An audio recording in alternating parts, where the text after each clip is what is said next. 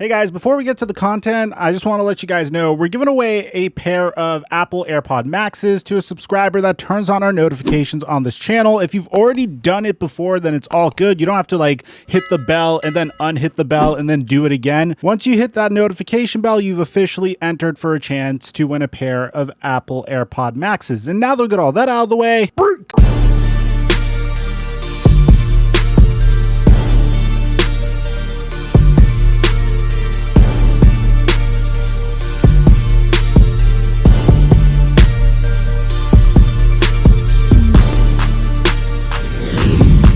Mic check 1 2 1 2. What's going on, everybody? So I got some breaking news that none of us ever saw coming today. Well, no, this isn't any breaking news. This is something that we knew for the longest time, and that's the fact that with the first pick in the 2021 NFL Draft, the Jacksonville Jaguars select Trevor Lawrence. I made a dedicated video on Trevor Lawrence a couple of months ago, and this is before we even had some time to do an in-depth scouting report on him, but it's because I knew how good he was going to be and how transcendent of a talent he was. Historically, we've seen transcendent talents like Trevor Lawrence, but we've also seen players become even better than the best pick or the most transcendent player in that draft. For example, the last time we were in this situation was almost a decade ago when Andrew Luck was coming out of Stanford. And with the first pick, the Indianapolis Colts took Andrew Luck, and they loved him so much that they even moved on from Peyton Manning, which was the previous transcendent talent, in order to select Andrew Luck. But here's the thing,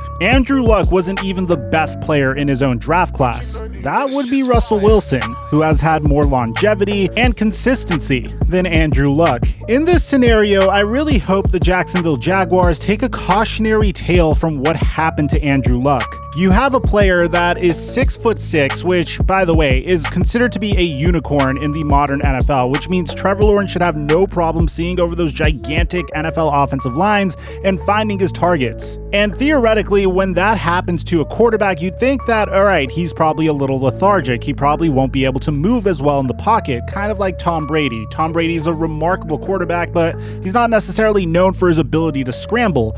But not Trevor Lawrence. If he has enough space between himself and a linebacker, even if that linebacker is to be spying on him, which, by the way, if a linebacker is spying on Trevor Lawrence, then that defense is already in tremendous amounts of trouble because Lawrence has the ability to pick them apart. But Lawrence has shown us in college that he has the ability to outrun those linebackers. He also has remarkable arm strength, enough to open up the entire field, and no throw is completely out of the question. If you want him to dink and dunk, then he is fairly accurate in those situations as well. But if he sees a wide open target and he wants to throw the home run ball, then he should have no problem doing so. But that's the thing. The one thing that most people are knocking about Trevor Lawrence is his accuracy. The thing about Trevor Lawrence is he does multiple things at a really high level, but there are some QBs in this class that are a bit more accurate than him. Take Mac Jones, for example. But at the same time, Mac Jones doesn't have the ability to manipulate defenses at the rate that Trevor Lawrence does. He doesn't have the pocket presence that Trevor Lawrence does. But the thing that should make anyone confident about Trevor Lawrence is the fact that he's always poised, whether that's inside the pocket or in the huddle. And you could tell that based off of the way he handles the media, the way he handles interviews, and the way he communicates with his coaches and his teammates. No moment seems to be too big of a moment for him, and no failure seems like something he'd beat himself up over. Now, his weaknesses are a little bit nitpicky. Obviously, we included his accuracy issues, but on top of that, he will need to brace himself a little bit more at the NFL level and not take as many hits as he is scrambling. We rarely saw him slide when he was in Clemson, which is something he absolutely needs to do when he's in the NFL. He isn't really good at throwing wide receivers wide open, but that's something that he can also work on in the NFL. Although he's shown an advanced level of manipulation of NFL defenses, he could definitely work on his ability to manipulate safeties a little bit better. Needless to say, the Jacksonville Jaguars got themselves a good one. They already went ahead and remade their wide receiver core. They went out and signed Marvin Jones to add to DJ Chark and Laviska Shenault Jr. They may have an opportunity to select another wide receiver later on in the draft. They went and made a big splash in terms of their head coach, Urban Meyer, and a lot of people are saying Urban Meyer is a collegiate head coach.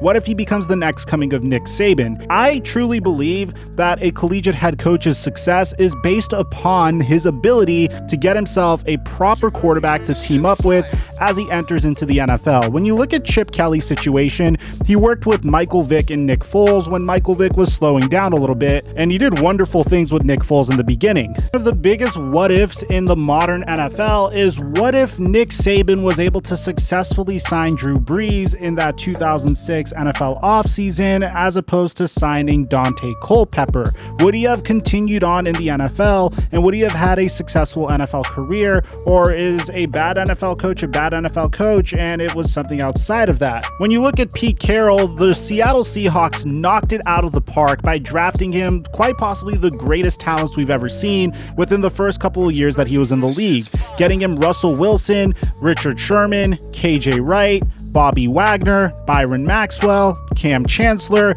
So the question that I personally have doesn't really have to do so with Urban Meyer's abilities as a coach.